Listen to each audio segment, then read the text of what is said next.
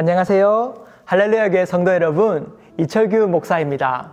오늘은 마태복음 13장 44절에서 46절을 살펴보며 천국의 가치라고 하는 제목으로 함께 말씀을 살펴보고자 합니다. 오늘 말씀입니다.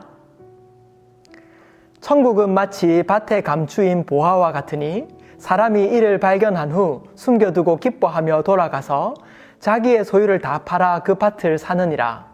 또 천국은 마치 좋은 진주를 구하는 장사와 같으니 극히 값진 진주 하나를 발견하매 가서 자기의 소유를 다 팔아 그 진주를 사느니라. 아멘. 예수님께서는 이 땅에 사역을 시작하시며 하나님 나라의 도래를 말씀하셨습니다. 유대인들에게 하나님의 나라는 아직 기다려야 하는 미래적인 나라인 것에 반해 예수님께서 선포하신 하나님의 나라는 이미 도래한, 즉 현재적인 나라라는 것이었습니다. 그 증거로 예수님께서 귀신을 쫓아내시며 참된 왕이심을 나타내십니다. 예수님께서 이 땅에 사시는 동안 하나님 나라와 그의 의를 구하는 것이 인생의 최우선순위임을 말씀하시고 그분의 인격과 삶으로 하나님 나라의 백성의 삶을 보여주셨습니다. 그리고요, 예수님이 부활하신 이후에 그분은 제자들과 함께 살아계심을 나타내시고 또한 가장 중요한 하나님의 나라를 선포하셨습니다. 말씀을 살펴보면 사도행전 1장 3절에 그가 고난을 받으신 후에 또한 그들에게 확실한 증거로 친히 살아계심을 나타내사 40일 동안 그들에게 보이시며 하나님 나라의 일을 말씀하시니라. 이처럼 예수님이 죽으시고 부활하신 이후에 그분이 승천하시기까지 이 40일의 기간 동안 얼마나 중요한 것들을 알려주고자 하셨겠습니까? 그때 예수님께서 가르치신 것이 바로 이 하나님의 나라였다는 것입니다. 이처럼 예수님의 선포에는 그의 사역의 시작과 마지막까지 하나님의 나라가 그 중심 선포에 있었습니다. 마태는 유대인들에게 이처럼 중요한 하나님의 나라, 즉 천국을 소개하고 있는 것입니다. 유대인들은 하나님의 이름을 감히 함부로 부를 수가 없었습니다. 서양 사람들은 이름을 자유롭게 부르지 않습니까? 그래서 이것을 잘 이해 못할 수도 있는데 동양 문화권에 있는 사람들은 단번에 이 의미를 알 수 있습니다. 우리는 아버지의 이름을 묻는다면 보통 홍자, 길자, 동자 쓰십니다 라고 글자로 표현을 합니다. 왜냐하면 아버지의 이름을 함부로 부를 수 없기 때문입니다. 그것은 버릇없게 느껴지기 때문이지요. 아버지의 이름도 함부로 이렇게 부르지 못할진데 하나님의 이름을 어떻게 함부로 부를 수 있었겠습니까? 그래서 그들은 하나님의 이름을 부르지 못하고 아도나이, 즉 주님이라고 불렀습니다. 그렇기 때문에 마태는 오늘 하나님의 나라라고 하는 표현 대신에 하늘나라, 즉 천국이라고 하는 표현을 쓰며 유대인들에게 하나님의 나라를 소개하고 있는 것입니다. 그리고 마태는 이 천국 비유를 마태복음의 가장 중요한 곳에 위치시킵니다. 그것이 바로 13장입니다. 우리는 글을 쓸 때에 결론을 앞에 두면 두괄식이라고 하고요, 결론을 뒤에 두면 미괄식이라고 표현을 합니다. 하지만 유대인들의 문학 기법 중 교차 대칭 구조를 이루는 글이 있습니다. 이 기법은 결론을 처음과 나중에 두는 것이 아니라 가운데에 두는 것입니다. 그래서 이것을 보통 샌드위치 기법이라고 부릅니다.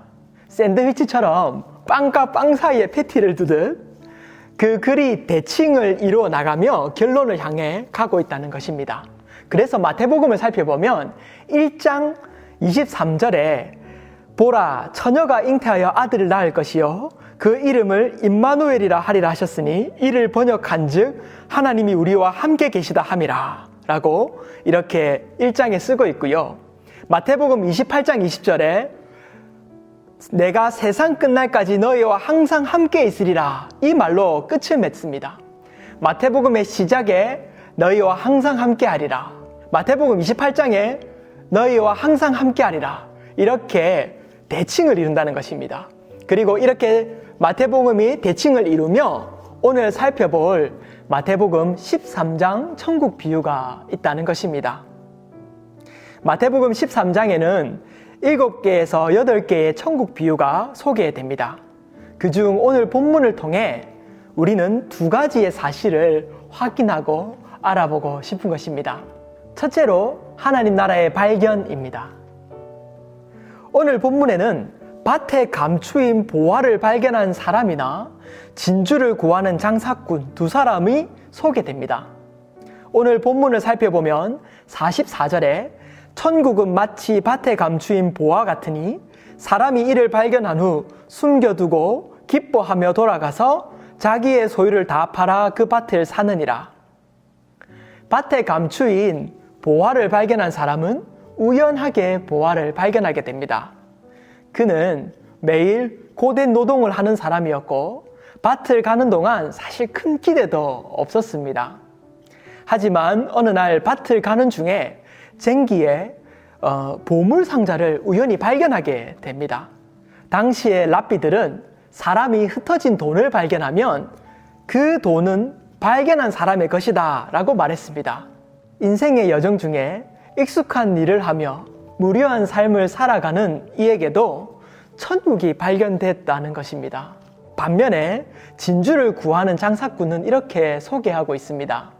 또 천국은 마치 좋은 진주를 구하는 장사와 같으니 극히 값진 진주 하나를 발견하매 가서 자기의 소유를 다 팔아 그 진주를 사느니라.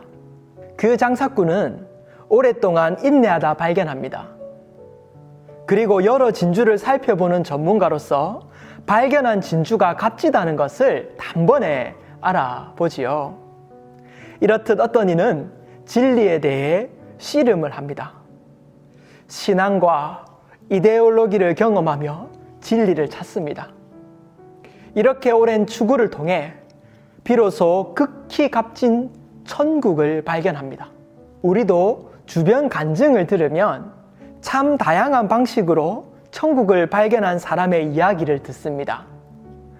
우연히 발견하기도 하고 또 구도하면서 진리와 씨름하다가 발견하기도 합니다.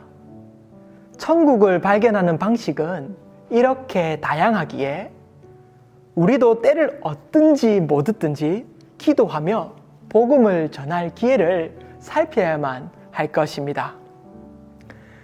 두 번째로 하나님 나라의 가치입니다. 오늘 비유를 통해 하나님 나라의 가치가 참 대단하다는 것을 알 수 있습니다. 그것이 얼마나 대단한지 밭에 감추인 보화를 발견한 사람이나 진주를 구하는 장사꾼이나 둘 다 그들이 가진 모든 것을 팔아 그 밭을 사고 진주를 삽니다. 반드시 사야 하는 것이고 그가 가진 모든 것을 대가로 지불해야 된다는 것입니다. 양화진 선교사 묘역을 가게 되면 이러한 천국의 보화를 발견하고 그 가치를 위해 목숨을 잃은 수많은 이들이 그 묘역에 있습니다.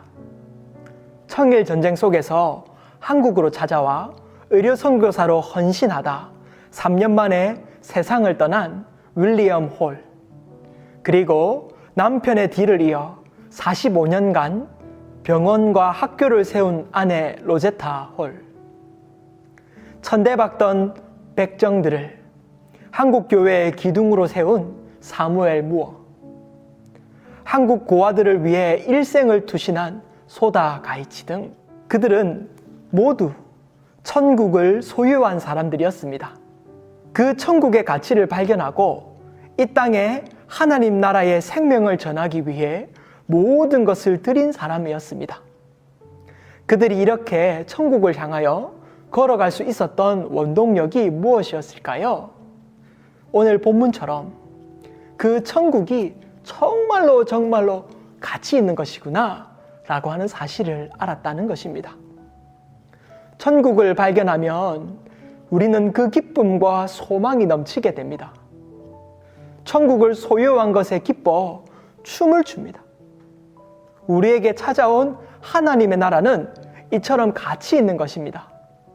그것을 사기 위해 우리는 우리의 옛 습관을 버리고 천국의 시민으로 살아야 할 것입니다.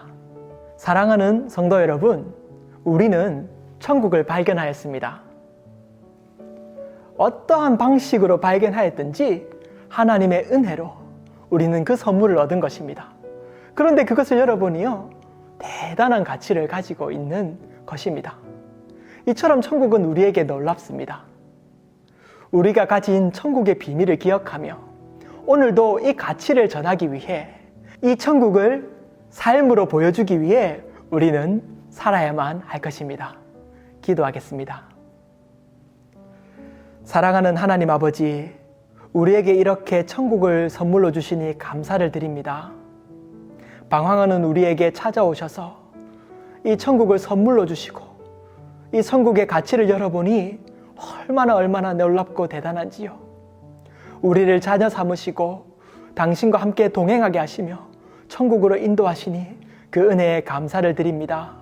주님, 우리가 천국 백성으로 날마다 하나님의 나라와 그 의를 구하게 하시고 우리 주변 사람들에게도 이 천국 복음을 삶으로 나타내고 복음을 전하는 자로 서 있을 수 있도록 은총 더하여 주시옵소서.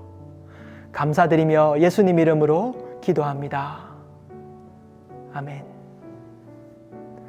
오늘도 천국 시민으로 놀라운 사랑 누리시고 은혜 끼치시는 하루 되시기를 축복합니다.